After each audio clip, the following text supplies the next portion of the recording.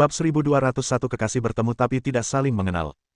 Saudari Hong menatap punggung Ye Feng saat ia pergi. Secercah rasa tergila-gila terpancar di matanya. Pria itu begitu menawan, kenapa kau tidak tahu cara menghargainya?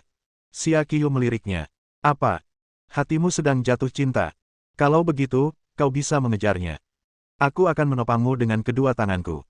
Suster Hong memutar matanya. Dia cuma tertarik padamu. Aku kan sudah tua, jadi mana mungkin dia tertarik padaku. Xia Qiu mencubit pipinya. Siapa bilang?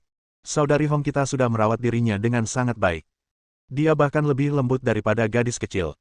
Pria mana yang tidak menyukainya? Suster Hong menyentuh pipinya dan berkata dengan bangga, benar juga, aku menghabiskan begitu banyak uang setiap tahun untuk merawat diri, aku penasaran, bajingan mana yang akan diuntungkan di masa depan. Sister Hong memulai debutnya sebagai aktris di usia muda. Karena kecantikannya, ia memulai debutnya sebagai pemeran utama wanita kedua dalam sebuah serial TV produksi besar. Saat serial TV itu ditayangkan, sorotan bahkan membayangi pemeran utama wanitanya. Kemudian, perusahaan tersebut mengajaknya makan malam dengan seorang pengusaha kaya. Mereka bahkan mengisyaratkan bahwa selama ia bersedia mengorbankan dirinya, pihak lain akan menghabiskan banyak uang untuknya.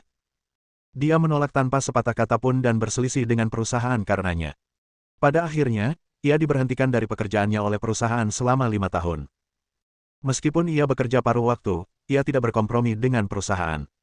Ketika kontraknya berakhir, dia patah semangat dan tidak lagi memiliki antusiasme seperti saat dia menjadi aktris. Secara kebetulan, dia mengenal manajer umum Nanfeng Entertainment, jadi dia bergabung dengan Nanfeng Entertainment sebagai agen. Karena alas bedaknya di masa muda, ditambah dengan perhatiannya yang sangat besar terhadap kulitnya, dia tetap sangat menawan meskipun usianya hampir 40 tahun. Xiao Qiu, sulit bertemu pria sehebat itu lagi jika kau merindukannya. Kurasa kau harus mencoba menghubunginya. Suster Hong mengenang tindakan heroik Ye Feng sebelumnya. Ia masih sedikit terguncang saat terus membujuk Xia Qiu. Kak Hong, jangan bicara lagi. Kau tahu bagaimana perasaanku. Selain Ye Feng, aku tidak menyukai siapapun. Xia Qiu tetap teguh. Suster Hong sedikit tak berdaya. Meskipun Ye Feng luar biasa, dia punya terlalu banyak wanita di sisinya. Kau tidak bisa menjadi simpanannya, kan? Kenapa tidak? Selama dia masih punya aku di hatinya, aku bersedia jadi simpanannya, kata Xia Qiu acuh tak acuh. Kamu benar-benar. Suster Hong sudah berkali-kali membujuknya, dan tahu bahwa usahanya sia-sia, sekeras apapun ia berusaha. Kalau begitu tunggu kakak Fengmu. Berikan aku nomor telepon pria tampan itu. Kalau kau tidak mengejarnya, aku yang akan mengejarnya. Saat mengatakan itu, dia meraih ponsel Xia Qiu dan mulai mencari nomor telepon Ye Feng. Ye Feng dan Feng Jianwu setuju untuk bertemu di sebuah kafe. Kafenya tidak besar, tetapi tenang. Namun, dia tidak melihat Feng Jianwu setelah dia memasuki kafe. Bukankah dia baru saja menelepon untuk mengatakan bahwa dia sudah tiba? Apakah dia pergi ke kamar kecil? Dia sedikit bingung dan hanya bisa menemukan tempat duduk. Bosan, ia mulai mengamati keadaan sekelilingnya. Di seberangnya duduk seorang wanita cantik berkacamata berbingkai hitam. Ia mengenakan seragam kantor wanita hitam dengan sepatu hak tinggi hitam dan stoking berwarna kulit. Dia melihat keluar jendela seolah-olah sedang menunggu seseorang. Ye Feng tak dapat menahan diri untuk melirik beberapa kali lagi. Wanita itu tampaknya menyadari tatapannya dan berbalik untuk memelototinya. Ye Feng hanya menatapnya untuk menghabiskan waktu, tetapi setelah ditatap olehnya, dia kehilangan kesabaran dan mulai menatapnya. Pandangannya beralih dari wajahnya ke betisnya yang terbungkus stoking berwarna daging, lalu terus menatapnya. Rasa jijik di mata wanita itu semakin kuat. Ia mendengus dan memalingkan muka. Ye Feng mengalihkan pandangannya dengan senyum kemenangan. Ia melihat jam. Waktu sudah lewat dari yang disepakati. Dia hanya bisa mengeluarkan ponselnya dan menelepon Feng Jianwu. Anehnya, wanita yang duduk berhadapan secara diagonal juga teleponnya berdering. Ye Feng meliriknya tetapi tidak terlalu memikirkannya. Saat itu juga, panggilan tersambung, dan suara Feng Jianwu langsung terdengar dari ujung sana. Tuan, di mana Anda sekarang? Ye Feng langsung menjawab, aku sudah sampai di kafe yang kamu sebutkan. Aku tidak melihatmu. Aku sudah lama sampai, tapi aku tidak melihatmu. Pada saat ini, wanita yang duduk tepat di seberangnya berdiri sambil memegang telepon genggamnya dan memandang sekeliling kafe seolah-olah sedang mencari sesuatu. Ye Feng juga berdiri dan melihat sekeliling. Apa yang kamu pakai hari ini? Aku lupa bilang. Aku pakai riasan waktu keluar hari ini. Aku pakai setelan jas hitam profesional. Ye Feng tertegun. Ia menoleh dan menatap wanita yang berdiri diagonal di hadapannya. Wanita itu kebetulan melihat ke arah kami saat itu. Matanya juga dipenuhi keterkejutan. Ia lalu bertanya ke telepon, "Tuan, apakah itu Anda?" Ye Feng mengangguk kosong. "Ini aku." Keduanya saling menatap kosong cukup lama sebelum tertawa terbahak-bahak pada saat yang sama. Setelah sekian lama, keduanya duduk berhadapan, tetapi mereka tidak mengenali satu sama lain. Ini benar-benar kasus sepasang kekasih yang bertemu tapi tak saling mengenal. Membayangkannya saja membuatnya merasa aneh. "Kenapa kamu berpakaian seperti ini? Aku bahkan tidak mengenalimu." Ye Feng berjalan di depan Feng Jianwu dan mengamatinya lagi. "Aku takut keluarga ayahku akan mengikutiku, jadi aku sengaja berpakaian seperti ini." "Kenapa kamu berpakaian seperti ini? Seolah-olah kamu orang yang sama sekali berbeda." Feng Jianwu menatap wajah Ye Feng dengan linglung. Jika bukan karena suara dan penampilannya, dia tidak akan mengenalinya.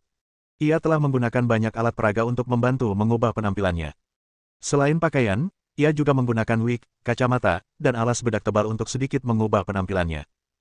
Ini juga karena Ye Feng tidak memperhatikan dengan saksama. Jika dia memperhatikan, dia pasti sudah mengenalinya. Namun, teknik penyamaran Ye Feng telah mengubah penampilannya secara drastis.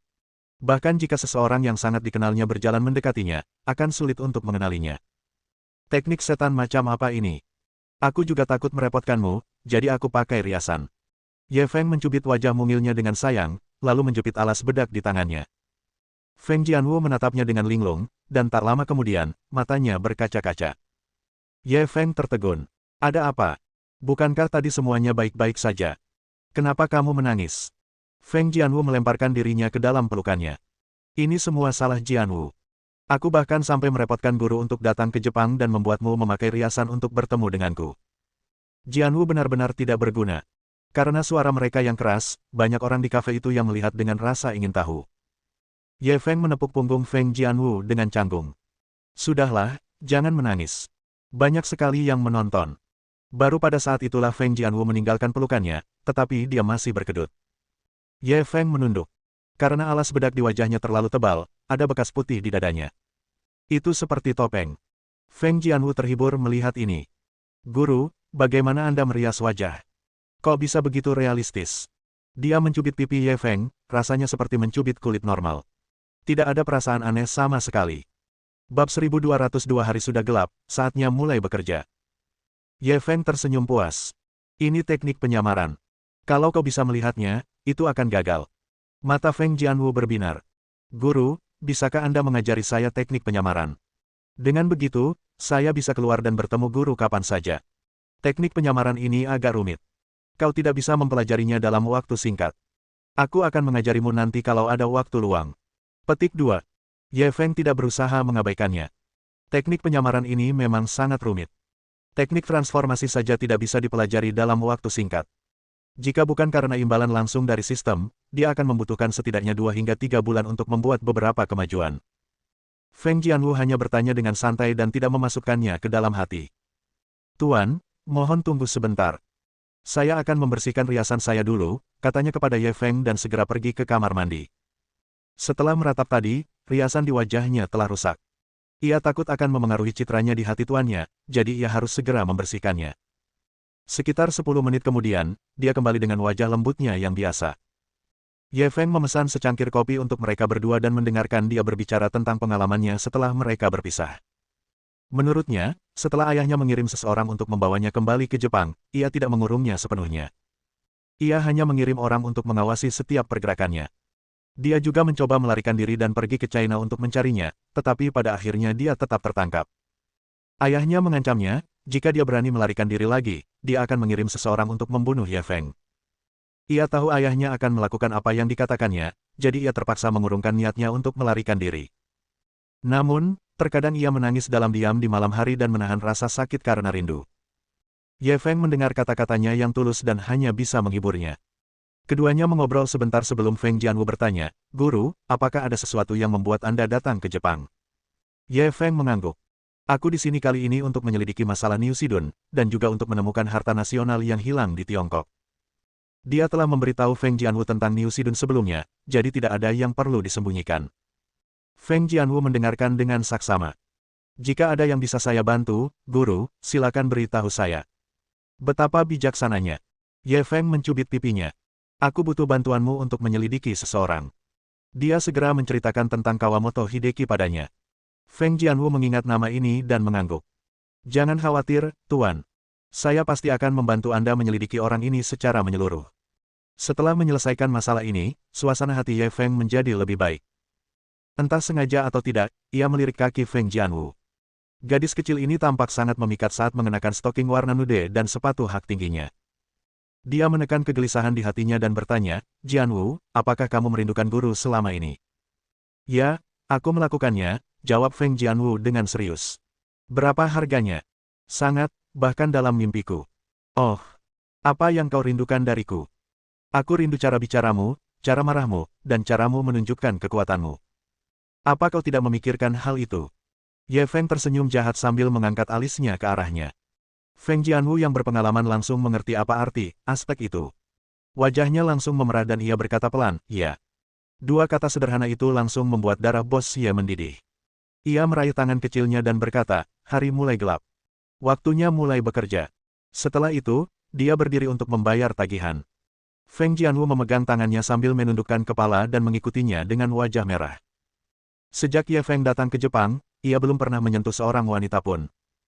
Kini setelah ia tergoda oleh Feng Jianwu, api kecil ini langsung menyala. Langit sudah mulai gelap, yang mana semakin memperparah api. Setelah kembali ke mobil, mereka segera mencari hotel terdekat untuk melampiaskan api. Namun, yang membuatnya tertekan adalah ketika tidak lama setelah ia menyalakan mobilnya, sebuah notifikasi sistem berbunyi di telinganya tanpa peringatan apapun. Navigasi berhasil terdeteksi, tuan rumah, silakan lurus saja sejauh 2 km di sepanjang jalan saat ini. Wajah Ye Feng berkedut gila-gilaan. Ia ingin menyeret sistem bodoh ini keluar dan menghajarnya habis-habisan. Kenapa harus datang di saat seperti ini? Bukankah itu sedang mempermainkannya? Awalnya dia berpikir sebaiknya dia mengabaikannya saja dan membicarakannya setelah selesai. Akan tetapi, ketika dia memikirkan imbalan yang besar setelah setiap peluang navigasi, dia tidak bisa bersikap kejam. Ia menoleh ke arah Feng Jianwu yang genit di kursi penumpang depan, memikirkan hadiah sistem. Akhirnya, ia kalah karena keserakahan dan mulai mengikuti rute navigasi sistem. Mobil itu meninggalkan kawasan perkotaan dan memasuki hutan belantara. Feng Jianwu mengamati sekelilingnya, dan sebuah pikiran aneh tiba-tiba muncul di benaknya. Apakah guru akan membawanya ke hutan? Ini, memalukan sekali. Ye Feng sedang berkonsentrasi mengemudi ketika tiba-tiba menyadari wajah wanita itu memerah. Ia bingung. Ada apa? Kamu sakit? Feng Jianwu buru-buru batuk kering. Tidak. Tidak, aku tidak. Lalu kenapa wajahmu begitu merah? Menurutku itu cukup menarik. Aku belum mencobanya di pinggiran kota. Yang itu. Yang mana? Iya, guru, kamu jahat sekali. Ye Feng hendak meneruskan pertanyaannya, tetapi pada saat itu, sesosok tubuh melesat keluar dari jalan tanpa peringatan apapun. Karena kemunculannya terlalu tiba-tiba, dan Ye Feng hanya fokus mengobrol dengan Feng Jianwu, sudah terlambat ketika dia bereaksi. Bang! Pria itu terpental tertabrak mobil dan jatuh ke jalan, tak bergerak. Ye Feng dan Feng Jianwu saling berpandangan. Ada yang terbunuh. Bab 1203 pisau Anda harus diasah. Tetap di dalam mobil. Jangan keluar, Ye Feng menginstruksikan Feng Jianwu dan segera turun dari mobil untuk memeriksa. Orang itu sangat tinggi dan tampak seperti manusia. Saat itu, ia terbaring di tanah tanpa bergerak. Tidak ada yang tahu apakah ia masih hidup atau sudah mati. Teman, apakah kamu baik-baik saja? Ye Feng mencoba bertanya dalam bahasa negara pulau, tetapi dia tidak mendapat jawaban apapun. Dia hanya bisa berjalan dan membalikkan tubuh pria itu. Di bawah cahaya lampu mobil, ia hampir tak bisa melihat wajahnya. Wajahnya gelap, dan luar biasa gelapnya. Ye Feng bisa tahu sekilas bahwa pria ini diracuni. Ia menatap wajah pria itu lama sekali. Semakin lama ia menatapnya, semakin terasa familiar, seolah ia pernah melihatnya di suatu tempat sebelumnya. Setelah mengamati lebih dekat beberapa saat, dia langsung ingat. Bukankah ini orang yang menjual pedang Zanlu kepadanya? Saat itu, orang ini telah menikamkan pedang Zanlu ke tengah jalan. Ia akan menjual pedang itu kepada siapapun yang bisa mencabutnya. Pada akhirnya, Ye Feng berhasil mencabut anak panah itu dan membayar 200 juta untuk membeli pedang Zanlu. Setelah hari itu, ia tidak pernah bertemu orang ini lagi. Ia tidak menyangka akan bertemu dengannya di Jepang hari ini. Mereka berdua bertarung hari itu. Orang ini bisa dibilang ahli terkuat yang pernah dilihatnya di dunia nyata. Kekuatannya tidak lebih lemah darinya. Dia tidak tahu apa yang telah dialaminya, tetapi dia sebenarnya hampir mati. Dilihat dari racun yang diberikan padanya, jelaslah bahwa itu adalah racun mematikan yang akan membunuh siapapun yang melihatnya. Sungguh suatu keajaiban bahwa pria ini dapat bertahan hingga racun menyebar ke seluruh tubuhnya sebelum ia pingsan. Dia tidak ragu-ragu dan buru-buru mengeluarkan jarum ilahi Taixuan. Dia jarang menggunakan jarum ilahi Taixuan karena penyakit biasa dapat disembuhkan dengan jarum perak. Namun, pria parubaya ini sudah terlalu keracunan. Sudah terlambat untuk menggunakan jarum perak biasa. Ia hanya bisa mencoba menggunakan jarum ilahi Taixuan. Tepat saat dia hendak menusukkan jarum emas ke titik akupuntur Sensu, Tianqi, dan Renzong milik pria parubaya itu, sebuah suara dingin tiba-tiba terdengar di belakangnya. "Bocah, apa kau sedang mencari kematian?" Ye Feng berbalik dan melihat 5 orang berjubah hitam di belakangnya. Kelima orang ini bagaikan hantu, muncul tanpa disadari. Tubuh mereka memancarkan aura aneh. Aku baru saja menabraknya dengan mobilku. Aku ingin tahu apakah dia masih bisa diselamatkan. Ye Feng melihat ekspresi mereka dan menduga bahwa pria parubaya ini mungkin sedang diincar oleh orang-orang ini. "Kalian tidak ada urusan di sini. Pergi segera," kata salah satu pria berjubah hitam dengan dingin. Suara orang ini sangat serak, seperti bebek yang dicekik, membuat orang merasa sangat tidak nyaman. "Bagaimana caranya? Aku menabrak seseorang, jadi aku harus bertanggung jawab. Kalau aku pergi sekarang, aku akan dianggap melarikan diri." Ye Feng bertindak seperti warga negara yang taat hukum. Pria bersuara serak itu mulai tidak sabar. "Sudah kubilang, enyahlah. Kalau kau terus bicara omong kosong, aku potong lidahmu." Ye Feng kesal. "Kok bisa ngomong gitu? Kamu mau aku tersesat, ya aku tersesat. Apa jalan ini milik keluargamu?" "Hehehe, karena kau tidak mau pergi, mati saja bersamanya," kata lelaki bersuara serak itu sambil berjalan mendekat. Ketika dia melewati Ye Feng, dia tidak berhenti, tetapi sebuah pedang tiba-tiba muncul di tangannya, dan cahaya dingin melintas di udara. Cahaya dingin itu berkelebat lalu menghilang, dan dalam sekejap pedang itu kembali ke sarungnya. Pria bersuara serak itu tidak melihat hasil pertarungannya. Malah, ia langsung berjalan menuju pria yang diracuni itu. Ini karena ia sangat percaya diri dengan teknik pedangnya. Bagi seorang ahli di levelnya, membunuh orang biasa semudah membunuh ayam. Tidak ada alasan baginya untuk meleset. Namun, pada saat itu, sebuah suara tiba-tiba terdengar di belakangnya. "Apa itu tadi? Kau membuatku takut." Pria bersuara serak itu berhenti dan segera berbalik. Ia melihat pria nekat tadi berdiri 3 langkah di belakangnya. Secara logika, pisaunya telah menggorok leher pihak lain, dan pihak lain itu seharusnya sudah menjadi mayat. Akan tetapi, orang ini masih berdiri di sana, hidup dan sehat. Hal ini membuat pria bersuara serak itu meragukan keselamatannya. Bagaimana mungkin? Mungkinkah karena ia baru saja bertempur dalam pertempuran besar, sudut pedangnya menyimpang? Ya, itu harusnya terjadi. Kalau tidak, bagaimana mungkin orang biasa bisa menghindari pukulan mematikannya? Anggap saja dirimu beruntung. Karena kamu berhasil selamat, cepatlah pergi. Pria bersuara serak itu menatap Ye Feng dengan dingin. Tak ada kehangatan di matanya. "Aku tidak suka apa yang kau katakan. Apa maksudmu lolos karena keberuntungan? Apa kau buta karena usia tua?" Ye Feng tanpa ampun mengaktifkan mode mengejek. Tatapan pria itu semakin dingin. "Lidahmu tajam. Kematian tak pantas disesali." Sambil berbicara, dia perlahan berjalan ke arahnya lagi. Sua-sua. Cahaya dingin melintas di tangannya lalu menghilang dalam sekejap. Lelaki dengan suara serak itu tidak memandangnya lagi dan berbalik untuk pergi. Dia tidak perlu memastikan hasil pertempuran itu. Berdasarkan pengalamannya, pisaunya sudah menggorok leher lawannya. Yang terjadi selanjutnya adalah semburan darah. Namun, sebelum ia sempat bergerak, suara yang ia benci terdengar lagi. "Kau seharusnya mengasah pisaumu. Memotong leher seseorang, kau bahkan tidak berhasil memotongnya setelah 2 kali mencoba." Pria dengan suara serak itu berbalik dan menatap Ye Feng dengan kaget. Bahkan seorang seniman bela diri yang kuat akan merasa sulit untuk menghindari tebasan itu, apalagi orang biasa. Sekarang, bahkan orang bodoh pun dapat melihat bahwa pemuda di depannya tidak sesederhana kelihatannya. Sial, dia benar-benar salah menilai dia. Kali ini, bahkan keempat orang di belakangnya dapat melihat ada yang aneh pada pemuda ini. Sua. Keempatnya menempati 4 posisi berbeda, mengelilingi Ye Feng di tengah. "Siapa sebenarnya kau? Apa hubunganmu dengan orang ini?" Pria bersuara serak itu menatap Ye Feng. Tatapannya seperti ular berbisa. "Bukankah aku baru saja memberitahumu? Ini seperti memukul dan dipukul. Kau tidak dengar. Kalau tenggorokanmu tidak sehat, telingamu juga tidak sehat."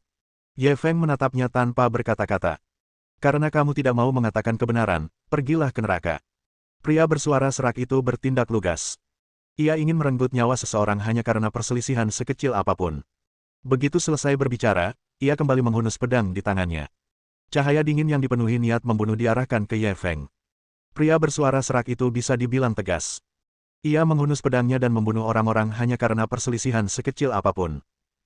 Terlebih lagi, teknik gerakannya sangat aneh. Ia muncul di hadapan Ye Feng dalam sekejap mata.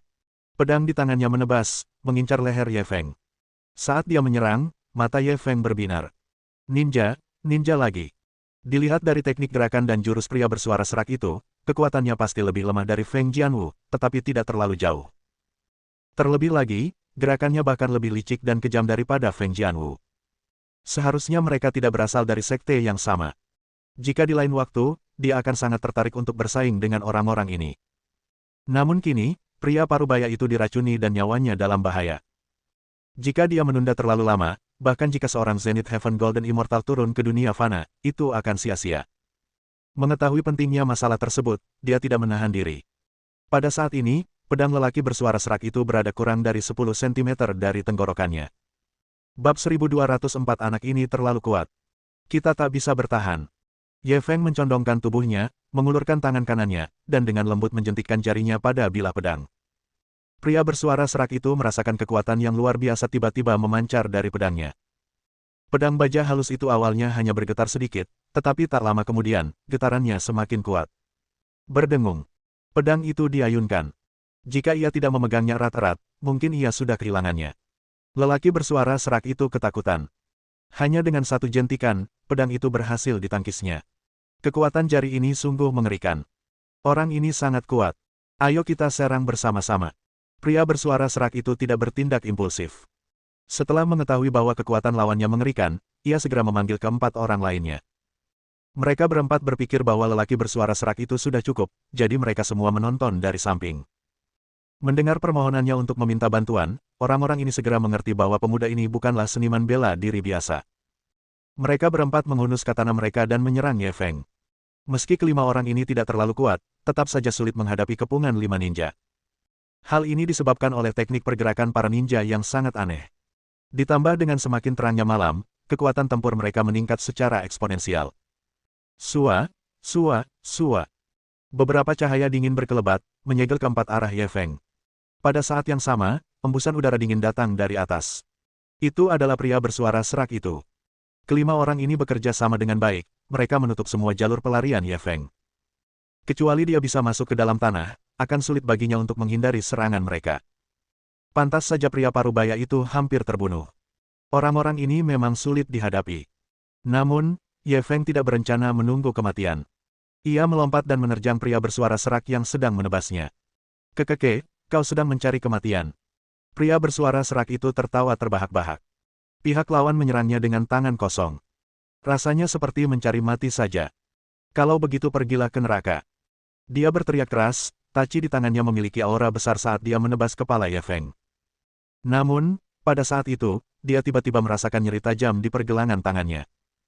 Meskipun rasa sakitnya tidak terlalu hebat, namun rasa sakitnya menusuk tulang.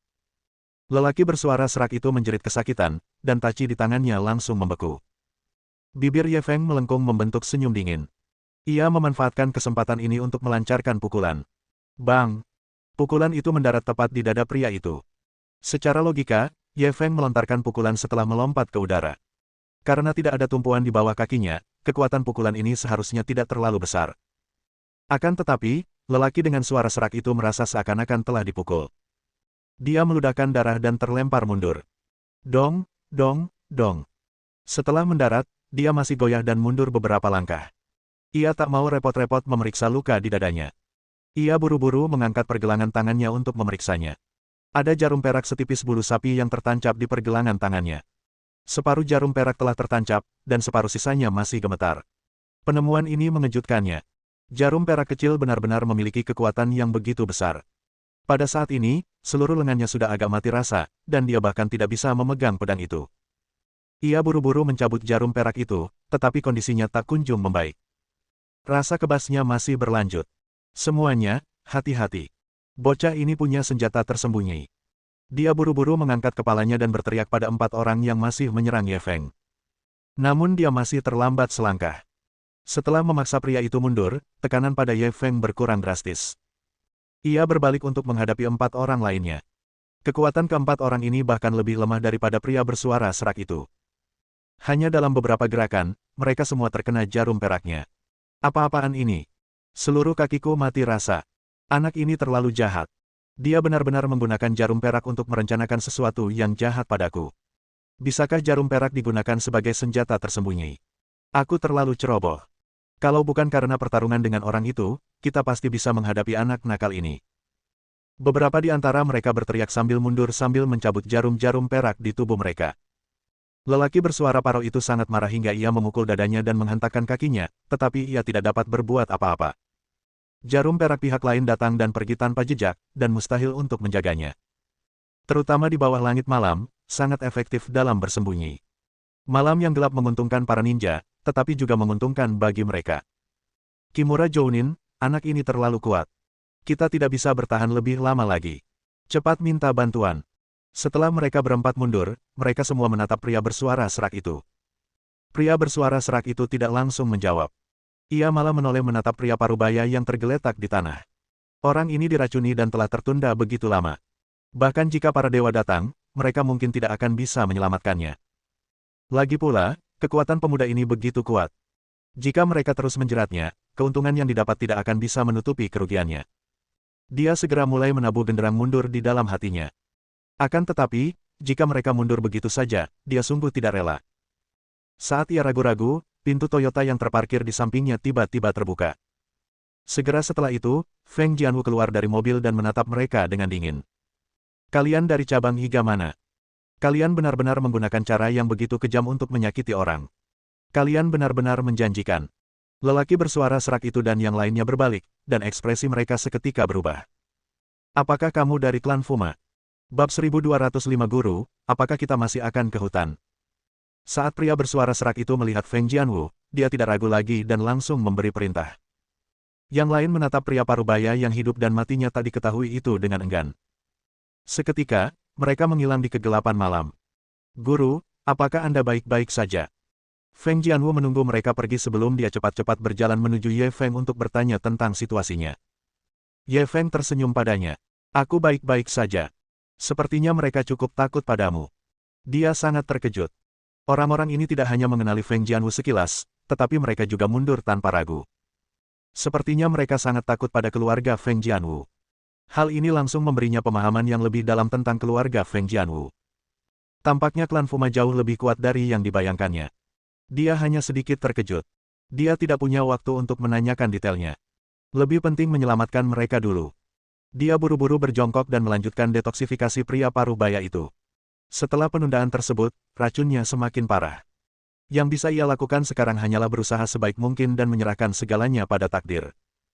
Apakah orang ini bisa bertahan hidup atau tidak, masih bergantung pada dirinya sendiri.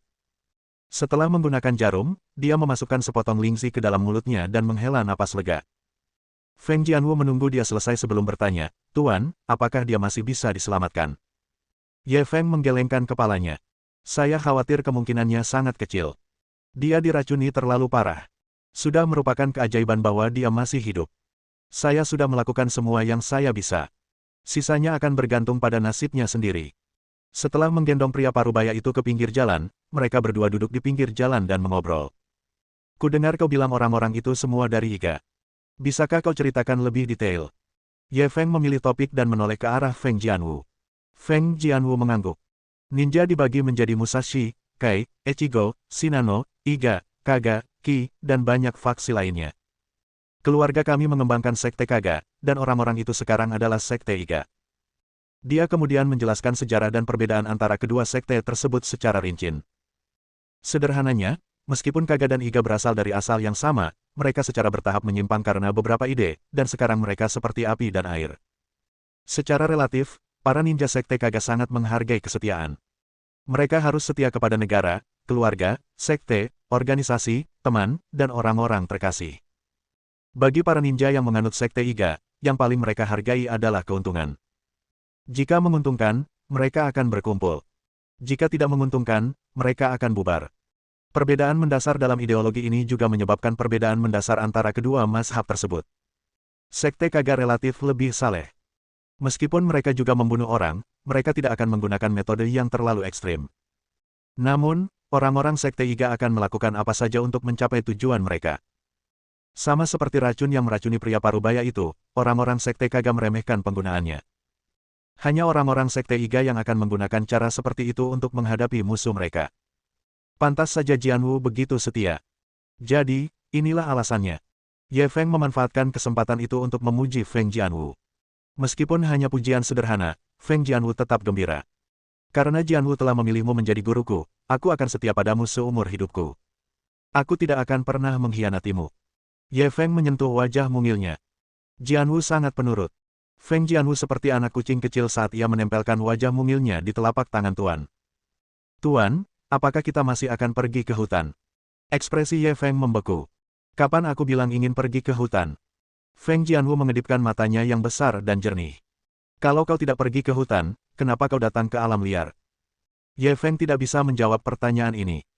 Dia tidak mungkin mengatakan bahwa dia dipanggil oleh sistem untuk datang ke alam liar demi mengambil peluang, kan? Tuan, pemandangan di sini lumayan. Bagaimana kalau kita mulai dari sini, kata Feng Jianwu bersemangat.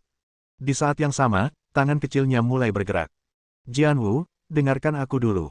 Tempat ini tidak cocok. Ye Feng buru-buru menghentikannya. Namun, Feng Jianwu sudah bersemangat dan mulai membuka kancing kemejanya. Kurasa tempat ini sangat cocok. Jianwu belum mencobanya di alam liar. Aku sangat bersemangat. Aku.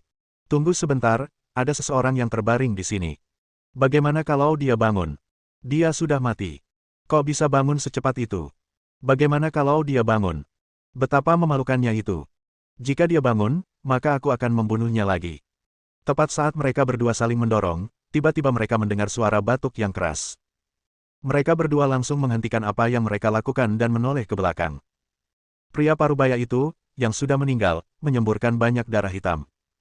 Mungkinkah orang ini terprovokasi oleh alur cerita di sini? Ye Feng segera menghampirinya untuk membantunya berdiri. Pria parubaya itu meludahkan beberapa suapan darah hitam, dan aura hitam di wajahnya sedikit berkurang. Enyahlah.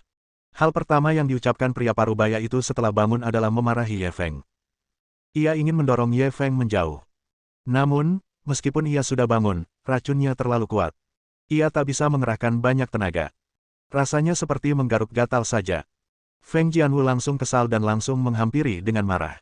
Kau benar-benar tidak tahu apa yang baik untukmu. Kau baru saja dikejar beberapa ninja, dan gurukulah yang menyelamatkanmu. Beraninya kau menggigit tangan yang memberimu makan. Pria parubaya itu menatap mereka berdua dengan dingin. Aku orang Tionghoa, aku tidak butuh kalian, orang Jepang, untuk menyelamatkanku. Jika kalian menyelamatkanku, aku akan mengembalikan nyawaku kepada kalian. Sambil berbicara, dia hendak meraih pisau pendek yang terjatuh di sampingnya. Namun, ia bahkan tak punya tenaga untuk memegang pisau itu lagi. Ia mencoba beberapa kali, tetapi tak berhasil. Ye Feng tak kuasa menahan tawa, ia bertanya dalam bahasa Mandarin. Kalau orang Jepang tidak dibutuhkan, bisakah orang Tiongkok yang melakukannya? Pria parubaya itu tertegun. Kamu orang Cina. Ye Feng menatapnya sambil tersenyum. Hari itu, aku cukup beruntung bisa membeli pedang Zanlu di jalan antik di Yangcheng. Aku tidak menyangka akan bertemu denganmu lagi di Jepang. Pria parubaya itu tertegun. Kau. Ye Feng mengangguk. Benar, ini aku. Bab 1206 Apakah Anda seekor anjing? Setelah penjelasan Ye Feng, pria parubaya itu akhirnya percaya pada identitasnya. Aku tidak menyangka penyamaranmu begitu kuat. Aku bahkan tidak mengenalimu. Pria parubaya itu menatap wajahnya yang berubah total dan terkesima. Tuanku tidak hanya pandai menyamar, tetapi juga pandai dalam pengobatan dan seni bela diri. Jika bukan karena dia, kau pasti sudah melapor ke dunia bawah sekarang. Feng Jianwu tidak akan menyia-nyiakan kesempatan untuk menyanjung tuannya. Pria parubaya itu mengangguk. Sebenarnya, aku masih sadar tadi. Kakak Ye berhasil mengusir kelima ninja itu dan bahkan membantuku mendetoksifikasi racunnya. Baik itu kekuatan bela diri maupun keterampilan medis, mereka semua satu dari sejuta. Ye Feng sedikit malu dengan pujian mereka berdua. Oh iya, aku masih belum tahu namamu. Pria parubaya itu mengangkat tangannya dengan susah payah dan menangkupkan tinjunya ke arahnya. Akulah budak pedang pelindung pedang Zanlu, Duan Mu Leiting. Ye Feng melafalkannya 2 kali, dia tidak bisa menahan diri untuk memuji, Duan Mu Leiting, nama ini mendominasi. Duanmu Leiting tidak senang dengan pujiannya. Malah, ia menertawakan dirinya sendiri. Apa gunanya nama yang sombong? Bukankah aku hampir mati? Ye Feng tersenyum malu. Oh ya, saudara Duanmu, kenapa kau dikejar ninja-ninja itu? Bagaimana kau memprovokasi mereka? Duanmu Leiting menggelengkan kepalanya. Aku tidak bisa memberitahumu tentang ini. Secara logika, Ye Feng baru saja menyelamatkan nyawanya. Sekalipun ia tidak bisa mengatakannya, setidaknya ia harus mengatakan sesuatu yang bijaksana. Kata-kata pertamanya adalah tegas, aku tidak bisa memberitahumu. Jika itu adalah seseorang dengan toleransi yang lebih rendah, mereka pasti tidak akan senang. Namun, Ye Feng menyukai temperamen pria ini. Ia sangat lugas, dan tidak perlu bertele-tele. Jianwu, mungkin butuh waktu sampai racun di tubuh Tuan Duanmu benar-benar hilang. Bisakah kau membantuku mencari tempat yang tenang untuknya memulihkan diri? Dia menoleh ke arah Feng Jianwu. Dengan situasi Duanmu Leiting, pasti akan merepotkan baginya untuk menginap di hotel. Feng Jianwu langsung mengangguk setuju. Ia menelepon dan segera membalas. Aku sudah mengatur akomodasimu. Aku akan mengantarmu ke sana. Ye Feng segera menggendong Duanmu Leiting ke kursi belakang. Pria ini tingginya lebih dari 1,9 meter, dan beratnya luar biasa berat. Beratnya mungkin hampir 130 kilogram. Jika bukan karena kekuatan Ye Feng yang luar biasa, akan butuh usaha keras untuk memasukkannya ke dalam mobil. Ketika mereka tiba di tempat peristirahatan yang telah ditemukan oleh Feng Jianwu, mereka langsung tercengang. Ye Feng awalnya ingin mencari tempat tinggal, tetapi ia tidak menyangka Feng Jianwu begitu praktis. Ia malah mendapatkan halaman kecil di tepi danau. Halaman kecil itu bergaya arsitektur Jepang. Banyak bunga dan tanaman ditanam di halaman.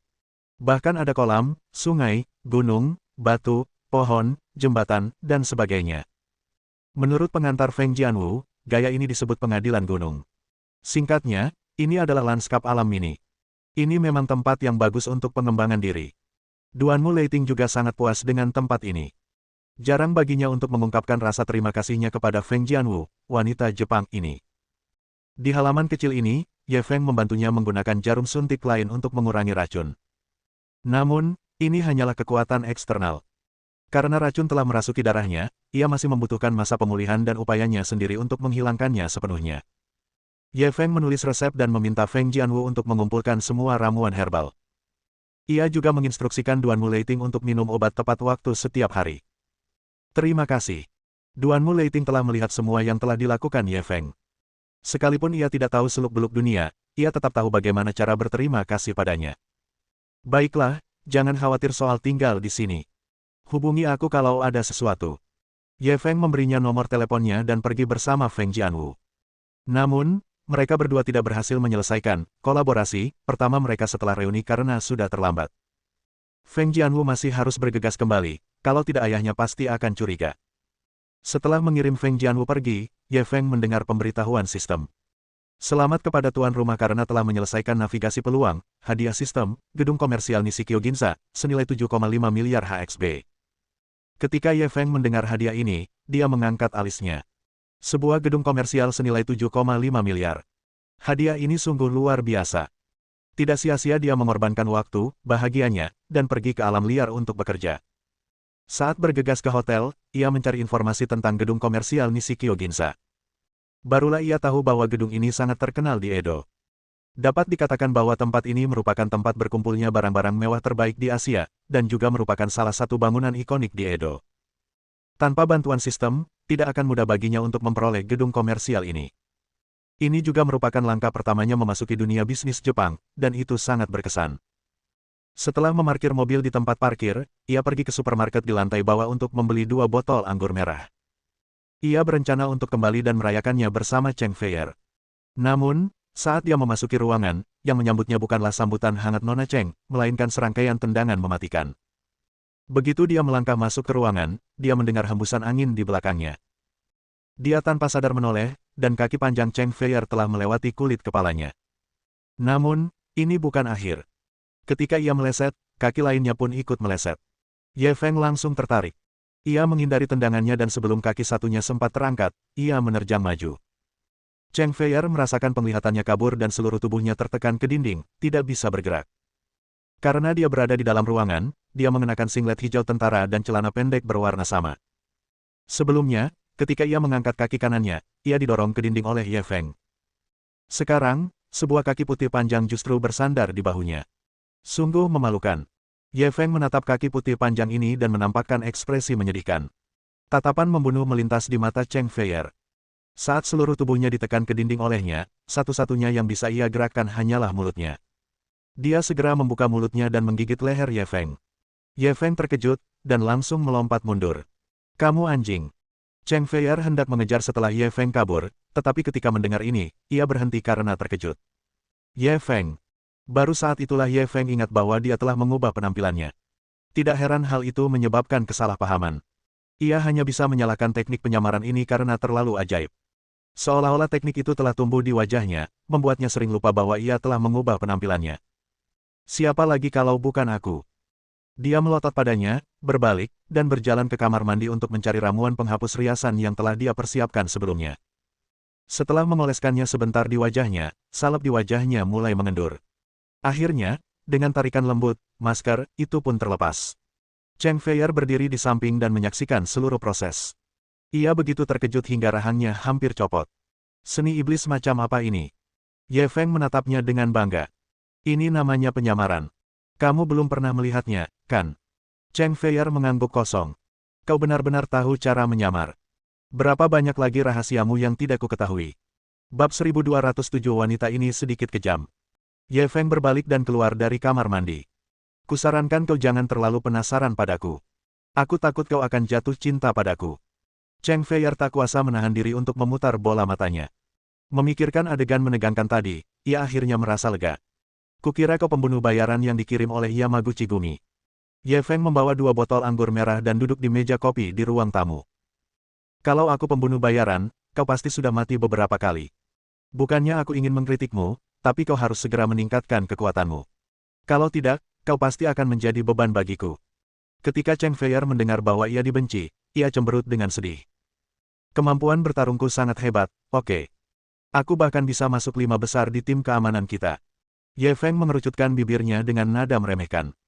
Kalau kamu main melawan sekelompok pecatur payah, bahkan kalau kamu juara pertama, kamu tetaplah pecatur payah. Cheng Feier menggertakkan giginya. Ini pertama kalinya dia mendengar seseorang berani membandingkan para elit tim keamanan dengan pemain catur yang buruk. Jika ketua tim dan yang lainnya tahu tentang ini, bukankah mereka akan meledak? Tapi ketika dia memikirkan kekuatan Ye Feng yang luar biasa, dia langsung merasa sedih. Dia mendengus marah. Apa kau pikir semua orang segila dirimu? Apa kau tahu betapa kerasnya kami bekerja? Kami. Baiklah, baiklah. Jangan mengeluh padaku. Aku tidak mau mendengarnya. Ye Feng mengangkat tangannya untuk menyela, lalu melambaikan tangannya. Aku senang hari ini. Ayo minum bersamaku. Cheng Feier menolak dengan wajah datar. Aku di sini bukan untuk minum denganmu. Buat apa aku minum denganmu? Ye Feng sedikit kesal. Kamu sekarang sekretarisku. Bos ingin kamu minum, beraninya kamu menolak. Cheng Feier mendengus dingin. Tidak apa-apa kalau kau berpura-pura di depan orang luar, tapi apa aku masih perlu mendengarkan perintahmu secara pribadi? Aku bukan bawahanmu. Kamu benar-benar tidak ingin minum. Tidak, aku tidak akan meminumnya bahkan jika kau memukulku sampai mati. Baiklah, aku akan menelepon ketua tim keamananmu dan meminta mereka mengganti sekretaris yang patuh, kata Ye Feng sambil mengeluarkan ponselnya dan berpura-pura menelepon. Cheng Feier terkejut dan bergegas-bergegas merebut ponselnya. Kalau orang ini benar-benar menelepon atasannya, mungkin atasannya akan langsung memindahkannya kembali dan mengirim orang lain untuk melaksanakan misi tersebut. Lagi pula, perjalanan ke Jepang ini bisa saja tanpa dia, Cheng Feier, tetapi tidak tanpa Ye Feng. Pemimpin secara alami tahu apa yang lebih penting. Senyum tersungging di wajah Ye Feng saat dia memerintahkan dengan keras, duduk. Cheng Feier cemberut dan duduk dengan enggan. Minumlah. Ye Feng memberinya segelas anggur merah. Aku benar-benar tidak tahu cara minum. Cheng Feier ingin terus melawan, tetapi setelah ditatap oleh Ye Feng, dia hanya bisa menelan kata-katanya dan perlahan menyesap anggurnya. Baru pada saat itulah ekspresi Ye Feng sedikit membaik. Ia mulai minum sendiri. Cheng Feier meliriknya. Apakah kamu mendapatkan sesuatu hari ini? Aku sendiri yang pergi keluar, jadi tentu saja aku dapat sesuatu. Ye Feng tidak terburu-buru menjawab, dan mulai minum perlahan. Katakan padaku, apa yang kau dapatkan? Cheng Feier tampak tidak sabar dan buru-buru mendesak. Minumlah segelas anggur ini dulu, baru aku ceritakan. Ye Feng melihat dia terburu-buru, dan terus membuatnya penasaran. Cheng Feier mengepalkan tangannya, tetapi akhirnya menyerah. Ia menghabiskan segelas anggur merah dan meletakkannya kembali. Bisakah kau memberitahuku sekarang? Ye Feng melanjutkan, aku pergi mencari temanku hari ini, tapi aku bertemu Xia Qiu dan manajernya di jalan. Mereka dalam bahaya. Cheng Feier tahu tentang keberadaan Xia Qiu, jadi dia tidak menyembunyikan apapun dan menceritakan kepadanya tentang konflik yang dia alami dengan Sekte Bunga Sakura. Ketika Cheng Feier mendengar tentang kejahatan Sekte Bunga Sakura, ia dipenuhi amarah yang benar. Ia ingin tahu bagaimana Ye Feng akan menghadapi orang-orang ini. Tetapi ketika Ye Feng berbicara tentang kedatangan orang-orang dari Fortune Dragon Society, dia berhenti lagi. Kenapa kamu diam saja? Apa yang terjadi setelah itu? Desak Cheng Feier. Kalau kau masih ingin mendengar sisanya, minumlah lagi, kata Ye Feng sambil menyelipkan tusuk gigi di mulutnya. Cheng Feier menggertakkan giginya karena marah, tetapi dia benar-benar ingin mendengar sisa ceritanya, jadi dia hanya bisa menuangkan segelas anggur lagi untuk dirinya sendiri dan meminumnya. Saat ini, wajah cantiknya sudah memerah, dan matanya agak kabur. Ye Feng merasa puas dan terus berbicara. Ketika Cheng Feier mendengar bahwa pria Jepang yang melecehkan Xia Qiu ditikam sampai mati oleh Presiden Sekte Bunga Sakura, Presiden tersebut kehilangan salah satu lengan dan salah satu kakinya, dan Sekte Bunga Sakura dibubarkan secara paksa oleh Ye Feng, dia langsung membanting meja karena kegirangan. Baiklah, kau seharusnya lebih kejam saat menghadapi orang-orang seperti itu. Kali ini, ia tak perlu didesak Ye Feng. Ia sudah menuangkan anggur dan meminumnya. Apa yang terjadi setelah itu? Ye Feng lalu menceritakan padanya tentang Feng Jianwu dan bagaimana dia menyelamatkan Duan Mu Leiting dari 5 ninja. Ketika Cheng Feier mendengar bahwa dia telah melawan 5 ninja sendirian dan memaksa mereka melarikan diri, dia minum 3 gelas berturut-turut. Kedua botol anggur merah segera dikosongkan. Ye Feng, tahukah kau betapa menyebalkannya dirimu? Aku sudah berusaha keras dan berkeringat untuk sampai ke titik ini. Kupikir aku sudah sangat luar biasa. Namun, penampilanmu telah memberiku pukulan telak. Cheng Feier minum terlalu banyak. Ia mulai memegang botol kosong dan menuduh Ye Feng atas kejahatannya. Kau seperti penipu. Orang lain mungkin tak mampu mencapai apa yang telah mereka perjuangkan seumur hidup, tapi kau berhasil mencapainya dengan mudah. Aku ingin sekali membongkar isi kepalamu dan melihat bagaimana otakmu berkembang. Wajah Ye Feng berkedut saat mendengar ini. Benarkah demikian setelah minum? Aku memperlakukanmu sebagai teman, tetapi kamu menginginkan otakku. Wanita ini sedikit kejam. Aku membencimu, aku membencimu. Cheng Feier mengeluh sebentar. Ia mungkin lelah mengomel dan tertidur di tubuh Ye Feng, tapi ia masih bergumam. Ye Feng menggelengkan kepalanya tanpa daya. Seberapa besar dia membencinya? Bahkan saat tidur. Sebenarnya alasan dia memaksanya minum bukan karena dia punya selera yang buruk. Itu terutama karena dia merasa tegang sejak dia datang ke Jepang. Jika ini terus berlanjut, sebelum misinya selesai, dia mungkin akan sakit parah. Oleh karena itu, dia memutuskan untuk membuatnya mabuk sehingga dia bisa beristirahat dengan baik. Meskipun kamu memarahiku lama sekali, aku tidak akan mempermasalahkannya. Siapa yang memintaku menjadi laki-laki, ia tak kuasa menahan diri untuk mengeluh. Lalu, ia bangkit dan menggendongnya di pinggang, mengantarnya ke tempat tidur di kamar tidur. Tepat saat ia hendak menutupinya dengan selimut, Cheng Feier tiba-tiba merentangkan tangannya dan mengaitkannya di leher Ye Feng. Ye Feng, aku menyukaimu, aku sangat menyukaimu. Tubuh Ye Feng menegang. Ia menoleh menatap wajah wanita itu yang agak netral. Bukankah dia baru saja membencinya? Kenapa jadi seperti ini? Wanita memang pelin-pelan. Ia hendak melepaskan lengannya, tetapi Cheng Feier tampak memeluk boneka kesayangannya. Bukan saja ia tidak melepaskannya, tetapi malah memeluknya lebih erat. Seluruh kepala Ye Feng terkubur dalam kelembutan. Meski Cheng Feier kurus secara keseluruhan, dia tetap menonjol. Dia terangsang oleh Feng Jianwu hari ini, tetapi belum sempat melampiaskannya. Lagi pula, dia baru saja minum cukup banyak alkohol, jadi otaknya agak mati rasa. Sekarang dia berada dalam situasi seperti itu, api kecil segera bangkit dan tidak dapat ditahan lagi. Apakah kamu benar-benar menyukaiku? Dia berusaha keras untuk mengangkat kepalanya dan menatap Cheng Feier yang pingsan. Ya. Cheng Feier menjawab. Kalau begitu, bisakah kau menjadi wanitaku? Tanyanya lagi. Kali ini, Cheng Feier tidak mengeluarkan suara apapun. Jika kamu tidak mengatakan apapun, aku akan menganggapnya sebagai persetujuan diam-diammu. Kata-kata Ye Feng sepertinya ditujukan padanya. Dengan petunjuk ini di hatinya, ia akan merasa jauh lebih tenang saat beraktivitas lagi. Cheng Feier awalnya hanya mengenakan singlet dan celana pendek. Dalam sekejap, semuanya dilepas, hanya menyisakan 2 pakaian dalam. Ye Feng menatap pemandangan indah di depannya, dan napasnya menjadi lebih berat. Otot-otot Cheng Feier sangat kencang karena latihan kerasnya selama bertahun-tahun. Ditambah dengan fitur wajahnya yang tampan, ia memiliki temperamen yang sangat istimewa. Ye Feng perlahan mengulurkan tangannya, ingin menyentuh karya seni ini yang tampak seperti dibuat oleh seorang maestro.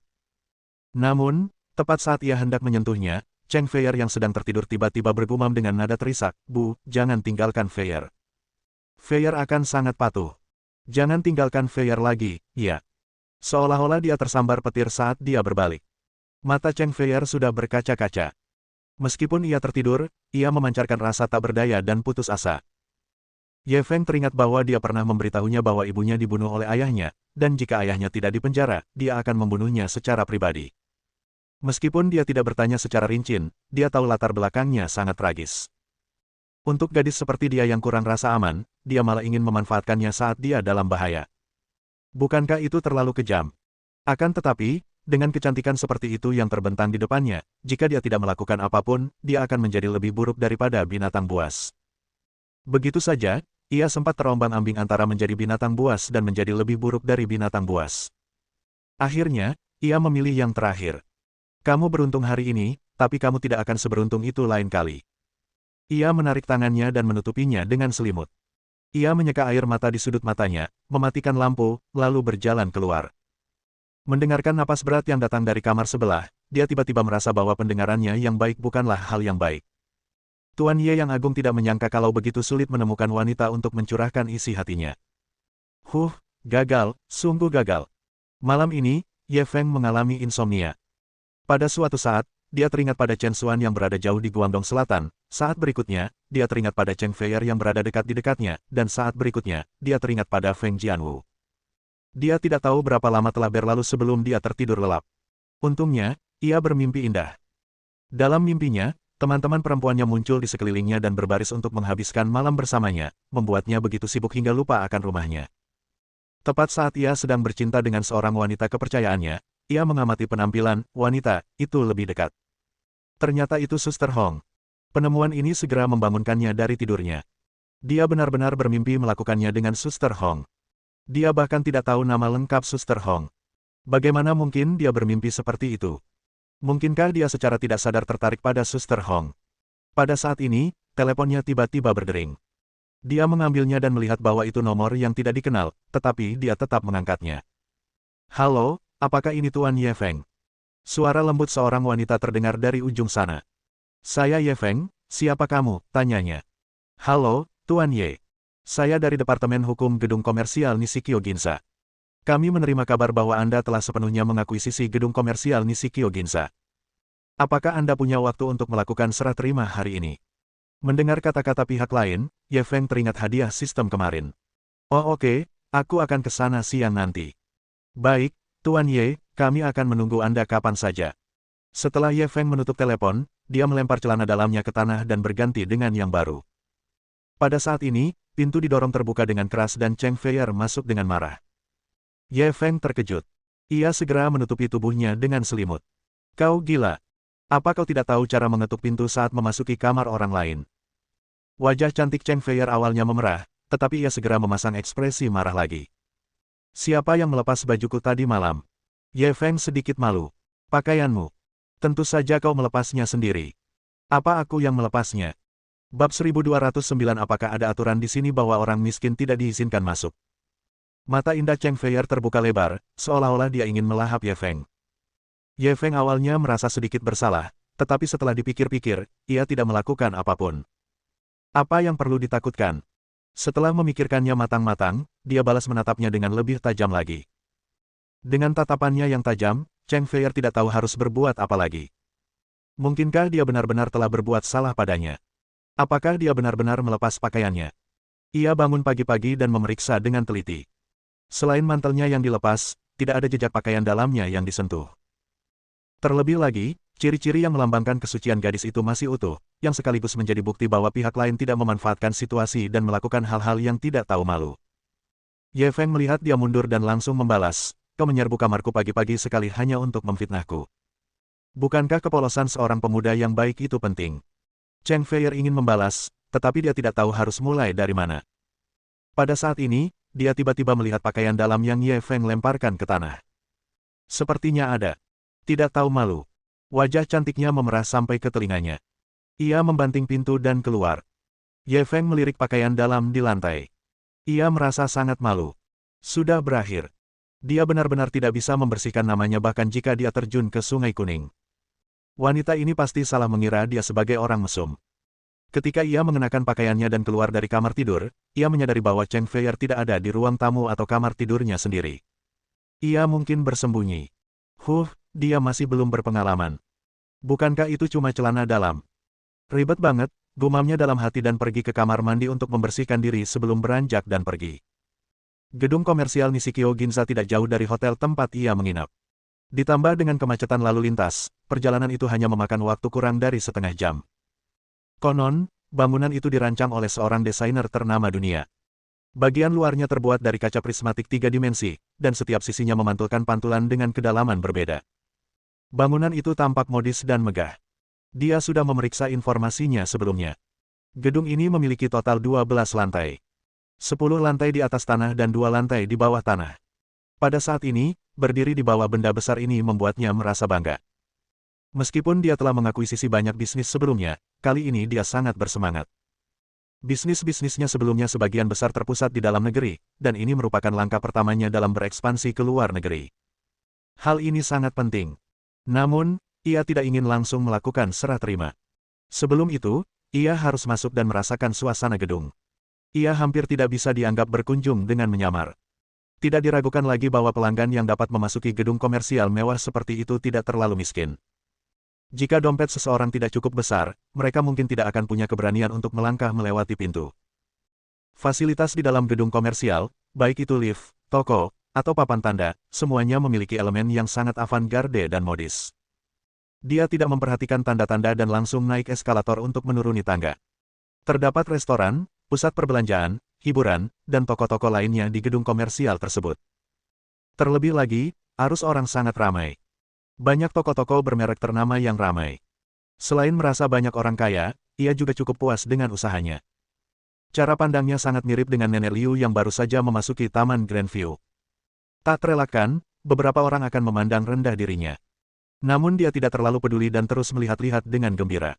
Ketika dia tiba di area perbelanjaan di lantai 6, dia begitu fokus hingga dia bertabrakan dengan seorang pria yang bergegas keluar dari sudut. Ah! Lelaki itu langsung terjatuh ke belakang, dan 2 minuman di tangannya terlempar keluar. Ye Feng bereaksi cepat. Ia segera meraih kedua tangannya dan meraih 2 gelas minuman yang hampir jatuh ke tanah. Lalu, ia menggunakan tangan lainnya untuk menarik pria itu. Ia berlari menghampiri orang itu, mengambil minuman, dan menariknya pergi dalam sekali jalan. Prosesnya hampir sedetik, dan bisa dibilang sangat elegan. Akibatnya, beberapa pejalan kaki yang lewat pun tercengang di tempat dan menatapnya dengan tak percaya. Namun, pria yang ditariknya itu tidak melihat hal ini. Ia langsung memelototinya dengan marah. Apa kau tidak punya mata? Tidak bisakah kau melihat orang yang begitu hidup? Pria ini tidak tua. Lebih tepatnya, dia masih anak laki-laki. Dia tampak berusia sekitar 18 atau 19 tahun, 2 atau 3 tahun lebih muda dari Ye Feng. Dia cukup tampan dan mengenakan pakaian bermerek dari ujung kepala hingga ujung kaki. Terlebih lagi, dia memadukannya dengan sangat modis. Tipe cowok seperti ini kemungkinan besar sangat digemari para cewek. Namun, kata-kata yang diucapkannya sedikit kejam. Faktanya, ketika keduanya bertabrakan, meskipun Ye Feng tidak memperhatikan jalan, orang ini tiba-tiba keluar dari tikungan, dan kecepatannya sangat tinggi. Ini juga salah satu alasannya. Namun Ye Feng tidak berniat berdebat dengannya. Ia hanya meminta maaf dengan tulus. Aku tidak menyadarinya tadi, maaf. Sambil berbicara, dia menyerahkan 2 minuman. Pemuda itu menyambar minuman itu, tetapi ekspresinya masih tidak bagus. Ye Feng awalnya berpikir masalah ini sudah berakhir dan ingin berbalik dan pergi. Namun, saat itu, pemuda itu tiba-tiba berkata dengan nada sarkastis, dasar orang desa yang belum pernah melihat dunia. Bagaimana bisa kau datang ke tempat seperti ini? Kalau kau merusak sesuatu, kau tak akan mampu membelinya bahkan jika kau bangkrut. Mendengar ini, senyum di wajah Ye Feng langsung lenyap. Ia berbalik dan menatapnya. Apakah ada aturan yang melarang orang miskin masuk?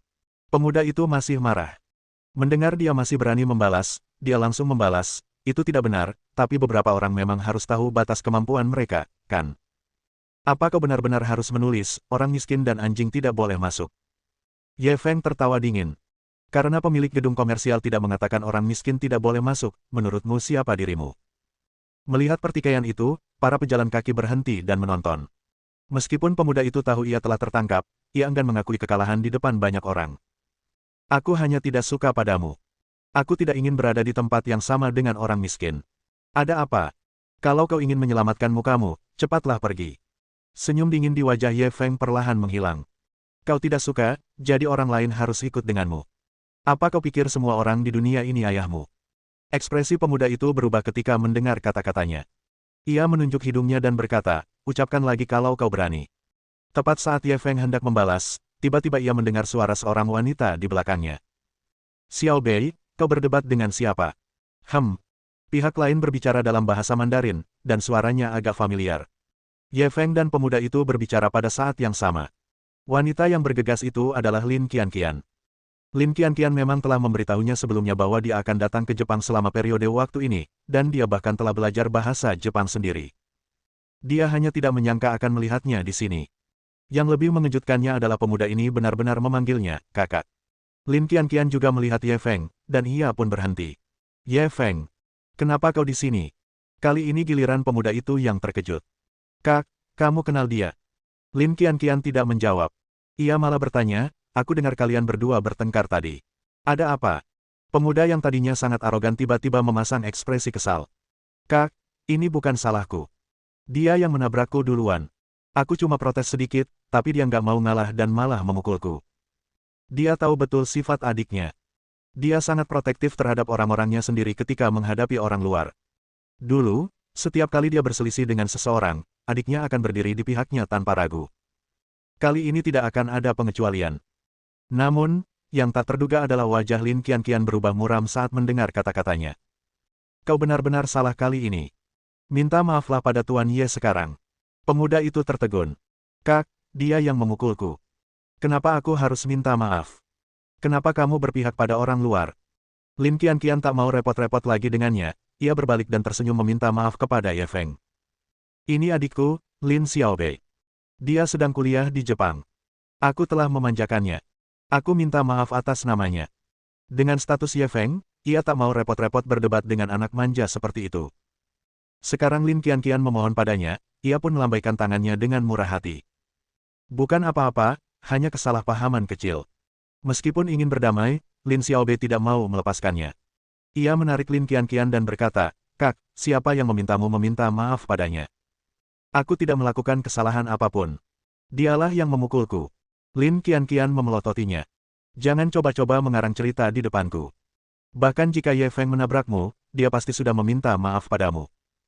Kamu pasti mengatakan sesuatu yang jahat sehingga membuatnya marah, kan? Dia mengenal kedua pria ini dengan sangat baik. Dengan kepribadian dan identitas Ye Feng, dia tidak akan mengambil inisiatif untuk mempersulit seorang bocah nakal. Sedangkan untuk adik laki-lakinya, ia bahkan lebih memahaminya. Hanya karena ia protektif terhadapnya, bukan berarti ia tidak memahami karakternya. Tidak, aku tidak mengatakan apa-apa, Lin Xiaobei terus membantah. Bukankah aku baru saja bilang dia orang desa yang belum pernah melihat dunia? Aku tidak salah bicara. Dia melihat-lihat. Bukankah dia hanya orang desa? Lin Qianqian langsung marah mendengar kata-kata kakaknya. Orang desa. Haha, kamu tahu siapa dia? Lin Xiaobei melirik Ye Feng dengan jijik. Siapa dia? Dia bosku. Lin Qianqian menepuk dahinya. Dia bos besar Maple Leaf Pavilion. Dia tidak memperkenalkan gelar-gelar Ye Feng yang lain kepadanya. Dia takut akan membuat kakaknya takut jika dia menceritakan semuanya. Namun yang ini cukup mengejutkan. Lin Xiaobei pernah mendengar saudara perempuannya berbicara tentang Maple Leaf Pavilion sebelumnya dan tahu bahwa itu sekarang telah menjadi toko barang antik berantai dengan skala hampir 1 miliar. Dengan kata lain, pria di depannya bernilai setidaknya 1 miliar yuan. Dia baru saja mengejeknya karena miskin, tapi sekarang, dia tampak seperti badut. Meskipun latar belakang keluarga mereka tidak buruk, itu hanya relatif terhadap orang biasa. Di hadapan bos besar macam dia yang punya kekayaan ratusan juta, dia adalah orang miskin yang sebenarnya. Kak, kamu, apa ini bercanda? Berapa umurnya? Lin Xiaobei buru-buru menatap adiknya, mencoba melihat apakah dia bercanda. Usia Ye Feng hampir sama dengannya. Dia paling tua 2 atau 3 tahun. Bagaimana mungkin dia punya kekayaan bersih 1 miliar? Lin Qianqian melihat reaksinya dan tahu bahwa dia benar tidak memberitahunya semua aset Ye Feng. Kalau dia tahu kalau anak muda seumuran dia itu punya harta kekayaan paling sedikit 100 miliar, bukankah dia akan ketakutan? Yang lebih mengerikan adalah dia membangun bisnis ini dari nol. Orang seperti ini tidak bisa lagi diukur dengan akal sehat. Haruskah aku bercanda seperti ini? Waktu aku bekerja sebagai manajer properti di Guangzhou, dia tinggal di mansion nomor 1 di Zongtian Lakeview Villa. Di sanalah kami bertemu. Meskipun dia tidak berencana untuk menceritakan semua prestasi Ye Feng, dia dapat menyebutkan beberapa di antaranya untuk memperingatkan adik laki-lakinya, memberi tahu dia bahwa selalu ada seseorang yang lebih baik darinya. Lin Xiaobei langsung terkejut. Ia tahu betapa mahalnya Villa Zongtian Lakeview. Harga rata-ratanya setidaknya mendekati 10 juta, dan harga rumah nomor 1 bahkan lebih tinggi lagi. Untuk bisa tinggal di sana, dia pastilah orang terkaya di antara orang kaya. Dia sudah 100% mempercayai kata-kata adiknya, tapi dia enggan mengakuinya. Memangnya kenapa kalau kamu punya uang? Aku sudah melihat terlalu banyak orang kaya baru. Sekaya apapun mereka, mereka tetaplah sekelompok orang kampungan. Lin Qianqian memelototinya. Ia segera menatap Ye Feng. Oh ya, kenapa kau di sini? Aku ingat kau tidak suka berbelanja. Ye Feng melihat sekeliling. Aku ke sini untuk melakukan sesuatu. Apa kau ke sini untuk membeli sesuatu? Lin Qianqian mengangguk. Saya baru saja turun dari pesawat kemarin. Saya datang untuk mengunjungi kakak saya dan membelikannya beberapa pakaian. Bos, jangan khawatir. Saya tidak akan menunda pekerjaan saya. Untuk meredakan suasana, dia melontarkan lelucon. Ye Feng mengamatinya. Hari ini, ia mengenakan gaun bergaris biru dan putih, sepasang sandal hak tinggi putih dan memancarkan pesona intelektual. Jangan bilang kamu cuma punya satu baju ini. Kenapa kamu pakai ini setiap kali aku lihat? Omong kosong, aku punya baju lain, tapi kebetulan aku pakai ini. Lin Qianqian tersipu. Dia tidak punya banyak baju. Dia hanya punya beberapa potong baju. Ye Feng melihat rasa malunya dan langsung menggenggam tangannya. Ayo pergi, aku akan membantumu membeli beberapa potong. Anggap saja ini seragam yang diberikan toko. Mata Lin Xiaobei melebar. Si kaya baru ini berani-beraninya menggandeng tangan adiknya. Apa dia mau jadi iparnya? Wajah Lin Qianqian memerah ketika Ye Feng memegang tangannya di depan semua orang. Ia segera mencoba melepaskan diri. Tidak perlu, aku membawa banyak pakaian. Namun Ye Feng menutup telinga. Ia masih menggenggam tangannya erat-erat. Apa yang kau bawa ya sudah, apa yang kubeli ya sudah. Tidak ada konflik. Kemudian, dia menariknya ke arah toko utama Esama. Berhenti. Lin Xiaobei tiba-tiba memarahi. Ye Feng berhenti dan menoleh ke arahnya. Ada apa? Lin Xiaobei menunjuk tangannya. Lepaskan adikku. Ye Feng mengangkat tangan Lin Qianqian seolah sedang pamer. Ada masalah. Kakak ipar. Lin Qianqian tersipu ketika mendengar alamat itu, tetapi dia tidak membantah. Namun, Lin Xiaobei sangat marah. Siapa saudaramu? Mertua. Bisakah kamu tidak memanggilku seperti itu? Ye Feng melepaskan tangan Lin Qianqian, lalu meletakkan tangannya di bahunya. Tidak bisakah kau melihatnya? Lin Qianqian hanya meronta sesaat, tetapi dia tidak melepaskan diri dan membiarkan dia memeluknya. Lin Xiaobei menatap pemandangan ini dengan linglung. Kak, kamu bersamanya. Mohon dukungan dari omom ante-ante sekalian, buat subscribe atau sharekan novel Mimin ke Facebook kalian, agar channel Mimin bisa terus berkembang. Dengan begitu, Mimin bisa lebih semangat untuk up novel seru lain ke depannya. Buat teman-teman yang sudah subscribe dan sharekan novel Mimin, Mimin ucapkan terima kasih sebanyak-banyaknya.